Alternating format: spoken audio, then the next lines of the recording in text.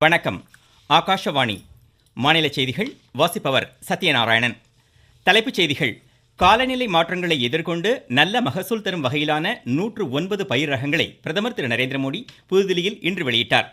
அதிகரித்து வரும் தேவைகளுக்கேற்ப சர்க்கரை ஆலைகளின் செயல்திறனை மேம்படுத்துவதன் அவசியத்தை மத்திய உள்துறை அமைச்சர் திரு அமித்ஷா வலியுறுத்தியுள்ளார். தமிழகத்தில் போதைப்பொருள் பழக்கத்தை தடுக்கும் நடவடிக்கைகள் முனைப்புடன் மேற்கொள்ளப்பட்டு வருவதாக மாநில மக்கள் நல்வாழ்வுத்துறை அமைச்சர் திரு மா சுப்பிரமணியன் தெரிவித்துள்ளார். காவிரி நீர்பிடிப்பு பகுதிகளில் பெய்து வரும் கனமழை காரணமாக மேட்டூர் அணைக்கு நீர்வரத்து இன்று அதிகரித்துள்ளது. பாரிஸ் ஒலிம்பிக் போட்டிகள் வண்ணமயமான கலை நிகழ்ச்சிகளுடன் இன்று நிறைவடைகின்றன. இனி விரிவான செய்திகள். காலநிலை மாற்றங்களை எதிர்கொண்டு நல்ல மகசூல் தரும் வகையிலான 109 பயிர் ரகங்களை பிரதமர் திரு நரேந்திர மோடி புதுதில்லியில் இன்று வெளியிட்டார். பழங்கள், காய்கறிகள், பூக்கள் மற்றும் மருத்துவ தாவரங்கள் உள்ளிட்ட 27 தோட்டக்கலை பயிர்கள் மற்றும் 34 பயறு வகைகள் இதில் அடங்கும். பூச்சி தாக்குதல்களை எதிர்கொள்ளும் வகையிலும் குறைந்த அளவு நீரை பயன்படுத்தி அதிக மகசூல் பெறும் வகையிலும் இவை உருவாக்கப்பட்டுள்ளன. பின்னர் செய்தியாளர்களிடம் பேசிய மத்திய வேளாண் துறை அமைச்சர் திரு சிவராஜ் சிங், இன்று வெளியிட்டுள்ள புதிய ரக பயிர்களின் மூலம் உற்பத்தியை அதிகரித்து விவசாயிகளின் வருவாயை உயர்த்த முடியும் என்றார். அதிகரித்து வரும் தேவைகளுக்கேற்ப சர்க்கரை ஆலைகளின் செயல்திறனை மேம்படுத்துவதன் அவசியத்தை மத்திய உள்துறை அமைச்சர் திரு அமித்ஷா வலியுறுத்தியுள்ளார். புதுதில்லியில் இன்று நடைபெற்ற தேசிய கூட்டுறவு சர்க்கரை ஆலைகள் குழுமத்தின் கருத்தரங்கில் பங்கேற்று பேசிய அவர், சர்க்கரை ஆலைகளின் நிகர லாபத்தை அதிகரிக்க புதுமைகளை புகுத்த வேண்டியது அவசியம் என்றார். இந்நிகழ்ச்சியில் 8 பிரிவுகளில் திறன் விருதுகளையும் அமைச்சர் வழங்கினார். குடியரசுத் தலைவர் திருமதி திரௌபதி முர்முவிற்கு திமோர் லெஸ்டே நாட்டின் உயரிய grand collar of the order விருது வழங்கப்பட்டது மகிழ்ச்சி அளிப்பதாக பிரதமர் திரு நரேந்திர மோடி தெரிவித்துள்ளார். பிரதமர் வெளியிட்டுள்ள சமூக வலைதள பதிவில் இவ்விருது திருமதி திரௌபதி முர்மு ஆற்றி வரும் மக்கள் பணிக்கு கிடைத்த அங்கீகாரம் என்று குறிப்பிட்டுள்ளார். முன்னதாக குடியரசுத் தலைவர் ஃபிஜி, நியூசிலாந்து, திமோர் லெஸ்டே ஆகிய 3 நாடுகள் பயணத்தை முடித்துக்கொண்டு தாயகம் புறப்பட்டார்.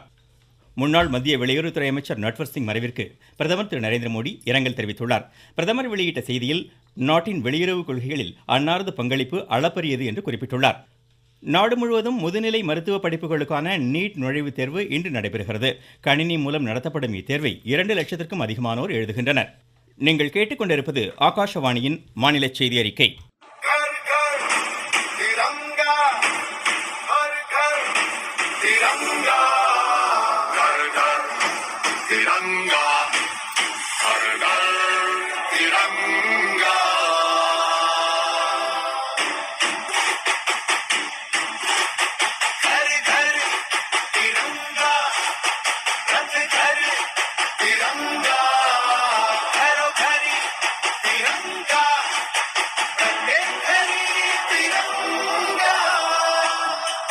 தமிழகத்தில் போதைப்பொருள் பழக்கத்தை தடுக்கும் நடவடிக்கைகள் முனைப்புடன் மேற்கொள்ளப்பட்டு வருவதாக மாநில மக்கள் நல்வாழ்வுத்துறை அமைச்சர் திரு மா சுப்பிரமணியன் தெரிவித்துள்ளார். ஈரோட்டில் நடைபெற்ற போதைப் பொருட்களுக்கு எதிரான விழிப்புணர்வு மாரத்தான் போட்டியில் வெற்றி பெற்றவர்களுக்கு பரிசுகளை வழங்கி பேசிய அமைச்சர், மாநிலத்தில் கடந்த 3 ஆண்டுகளில் போதைப் பொருட்களை விற்பனை செய்த 17,481 கடைகளுக்கு சீல் வைக்கப்பட்டு 33 கோடியே 28 லட்சம் ரூபாய் அபராதம் வசூலிக்கப்பட்டுள்ளதாக தெரிவித்தார். தொடர்ந்து திருப்பூர் மாவட்டம் வேலம்பாளையத்தில் அரசு மருத்துவமனை கட்டுமான பணிகளை ஆய்வு செய்த அமைச்சர் இப்பணிகளை விரைந்து முடிக்குமாறு அதிகாரிகளுக்கு அறிவுறுத்தினார்.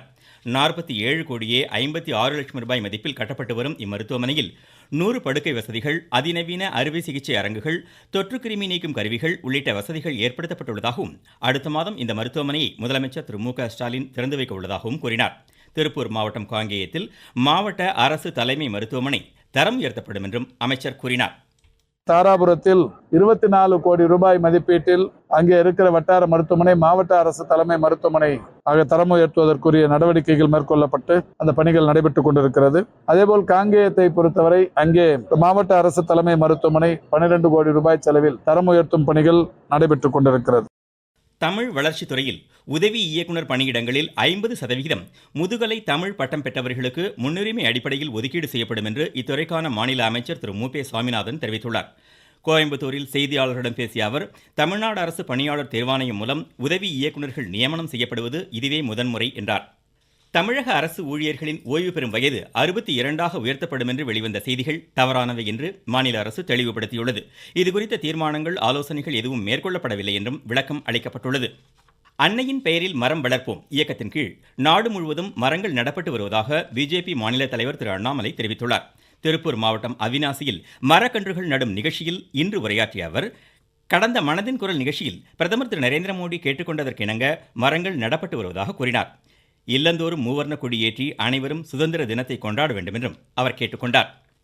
சிவகங்கை மாவட்டத்தில் ஆதி திராவிடர் மற்றும் பழங்குடியின இனத்தைச் சேர்ந்த 10, 12ஆம் வகுப்பில் தேர்ச்சி பெற்றோர் பட்டம் மற்றும் பட்டய படிப்புகளில் சேர்வதற்கு தாட்கோ இணையதளம் மூலம் விண்ணப்பிக்கலாம் என ஆட்சித்தலைவர் திருமதி ஆஷா அஜித் தெரிவித்துள்ளார். கள்ளக்குறிச்சி மாவட்டம் பாவாந்தூர், மடப்பட்டு, பின்னல்வாடி, வாணியந்தல் ஆகிய இடங்களில் மக்களுடன் முதல்வர் திட்ட முகாம் நாளை மறுநாள் நடைபெற உள்ளதாக ஆட்சித்தலைவர் திரு பிரசாந்த் தெரிவித்துள்ளார். 78வது சுதந்திர தினம் வரும் 15ஆம் தேதி கொண்டாடப்படுவதையொட்டி விருதுநகரில் மாரத்தான் ஓட்டம் இன்று நடைபெற்றது. 1000க்கும் மேற்பட்ட பள்ளி, கல்லூரி மாணாக்கர், பொதுமக்கள் உள்ளிட்டோர் இதில் பங்கேற்றனர். காவிரி நீர்பிடிப்பு பகுதிகளில் பெய்து வரும் கனமழை காரணமாக கர்நாடக அணைகளிலிருந்து திறந்துவிடப்படும் உபரி நீரின் அளவு அதிகரிக்கப்பட்டுள்ளது. இதன் காரணமாக ஒகேனக்கல் காவிரி ஆற்றில் திறக்கப்படும் நீரின் அளவு இன்று வினாடிக்கு 23,000 கன அடியாக உயர்ந்துள்ளது. மேட்டூர் அணைக்கு வரும் நீரின் அளவும் இன்று வினாடிக்கு 20,505 கன அடியாக அதிகரித்துள்ளது. அணையின் நீர்மட்டம் அதன் முழு கொள்ளளவை எட்டும் தருவாயில் உள்ளதால் அணையிலிருந்து டெல்டா பாசனத்திற்காக 20,000 கன அடி நீர் வெளியேற்றப்படுகிறது. இதனிடையே கிருஷ்ணகிரி மாவட்டத்தில் பெய்து வரும் மழை காரணமாக கிருஷ்ணகிரி அணை அதன் முழு கொள்ளளவை எட்டும் தருவாயில் உள்ளது. இதனையடுத்து தென்பெண்ணை ஆற்றங்கரையோர மக்கள் பாதுகாப்புடன் இருக்குமாறு அறிவுறுத்தப்பட்டுள்ளனர். இது குறித்து எமது செய்தியாளர். காவிரி நீர்பிடிப்பு பகுதிகளில் தொடர் மழை பெய்து வருவதன் காரணமாக தென்பெண்ணை ஆற்றில் நீர்வரத்து அதிகரித்து காணப்படுகிறது. வினாடிக்கு 1073 கனஅடி நீர் வந்து கொண்டுள்ளதால் அணையின் மொத்த கொள்ளளவான 52 அடிக்கு தற்போது 50.65 அடியாக நீர்மட்டம் உயர்ந்து காணப்படுகிறது. தாழ்வான பகுதிகளில் வசிப்போர் பாதுகாப்பாக இருக்குமாறும் பொதுப்பணித்துறையினர் கேட்டுக்கொண்டுள்ளனர். கிருஷ்ணகிரியிலிருந்து சி ராஜா. இதனிடையே வளிமண்டல கீழடுக்கு சுழற்சி மற்றும் மேற்கு திசை காற்றின் வேக மாறுபாடு காரணமாக திருச்சி, சேலம், கள்ளக்குறிச்சி மாவட்டங்களின் ஓரிரு இடங்களில் மிக கனமழையும், கோவை மாவட்ட மலைப்பகுதிகள், நீலகிரி, ஈரோடு, கிருஷ்ணகிரி, தருமபுரி, திருப்பத்தூர், திருவண்ணாமலை, நாமக்கல், கரூர், திண்டுக்கல், மதுரை உள்ளிட்ட 17 மாவட்டங்களில் இன்று கனமழை பெய்யக்கூடும் என்றும் சென்னை வானிலை ஆய்வு மையம் தெரிவித்துள்ளது. திருவண்ணாமலை மாவட்டத்தில் பெய்து வரும் தொடர் கனமழை காரணமாக ஆரணியில் 500 ஏக்கர் பரப்பளவில் பயிரிடப்பட்டுள்ள நெற்பயிர்கள் நீரில் மூழ்கி சேதமடைந்துள்ளதால் விவசாயிகள் கவலை அடைந்துள்ளதாக எமது செய்தியாளர் தெரிவிக்கிறார்.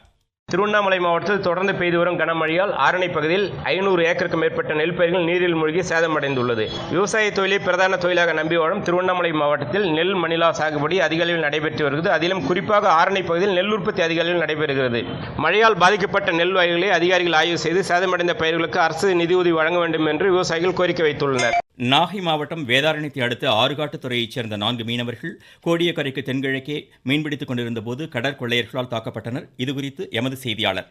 நாகை மாவட்டம் ஆற்காட்டுத்துறை பகுதியிலிருந்து மீனவர்கள் கோடியக்கரைக்கு தென்கிழக்கே மீன்பிடித்துக் கொண்டிருந்தனர். அந்த இலங்கை கடற்கொள்ளையர்கள் கத்தி, அரிவாள், கம்பு உள்ளிட்ட ஆயுதங்களால் தாக்கி காயப்படுத்தினார்கள். பின்னர் படகில் பிடித்து வைத்திருந்த 700 கிலோ அளவிலான மீன்கள் பொருட்களையும் கொள்ளையடித்து அங்கிருந்து தப்பி சென்றனர். காயமடைந்த மீனவர்கள் 4 பேரும் இன்று காலை ஆற்காட்டுத்துறை கடற்கரைக்கு வந்து சேர்ந்தனர். இதையடுத்து அவர்கள் சிகிச்சைக்காக வேதாரண்யம் அரசு மருத்துவமனையில் அனுமதிக்கப்பட்டனர். வேதாரண்யம் கடலோர பாதுகாப்பு குழும போலீசார் வழக்கு பதிவு செய்து விசாரணை நடத்தி வருகிறார்கள். நாகையிலிருந்து செல்வன் ஜெபராஜ். பாரிஸ் ஒலிம்பிக் போட்டிகள் வண்ணமயமான கலை நிகழ்ச்சிகளுடன் இன்று நிறைவடைகின்றன. நள்ளிரவு நடைபெறும் நிகழ்ச்சியில் இந்தியா சார்பில் இருமுறை ஒலிம்பிக் பதக்கம் வென்றவர்களான ஹாக்கி வீரர் ஸ்ரீஜேஷ் மற்றும் துப்பாக்கி சுடும் வீராங்கனை மனு பாக்கர் ஆகியோர் தேசிய கொடியை ஏந்திச் செல்கின்றனர். இந்தியா 1 வெள்ளி, 5 வெண்கலம் உட்பட 6 பதக்கங்களுடன் 71வது இடத்தில் உள்ளது. அடுத்த ஒலிம்பிக் போட்டிகள் வரும் 2028ஆம் ஆண்டு அமெரிக்காவின் லாஸ் ஏஞ்சல்ஸில் நடைபெறும். மீண்டும் தலைப்புச் செய்திகள். காலநிலை மாற்றங்களை எதிர்கொண்டு நல்ல மகசூல் தரும் வகையிலான 109 பயிர் ரகங்களை பிரதமர் திரு நரேந்திர மோடி புதுதில்லியில் இன்று வெளியிட்டார். அதிகரித்து வரும் தேவைகளுக்கு ஏற்ப சர்க்கரை ஆலைகளின் செயல்திறனை மேம்படுத்துவதன் அவசியத்தை மத்திய உள்துறை அமைச்சர் திரு அமித்ஷா வலியுறுத்தியுள்ளார். தமிழகத்தில் போதைப்பொருள் பழக்கத்தை தடுக்கும் நடவடிக்கைகள் முனைப்புடன் மேற்கொள்ளப்பட்டு வருவதாக மாநில மக்கள் நல்வாழ்வுத்துறை அமைச்சர் திரு மா சுப்பிரமணியன் தெரிவித்துள்ளார். காவிரி நீர்பிடிப்பு பகுதிகளில் பெய்து வரும் கனமழை காரணமாக மேட்டூர் அணைக்கு நீர்வரத்து இன்று அதிகரித்துள்ளது. பாரிஸ் ஒலிம்பிக் போட்டிகள் வண்ணமயமான கலை நிகழ்ச்சிகளுடன் இன்று நிறைவடைகின்றன. இத்துடன் இந்த செய்தி அறிக்கை முடிவடைந்தது.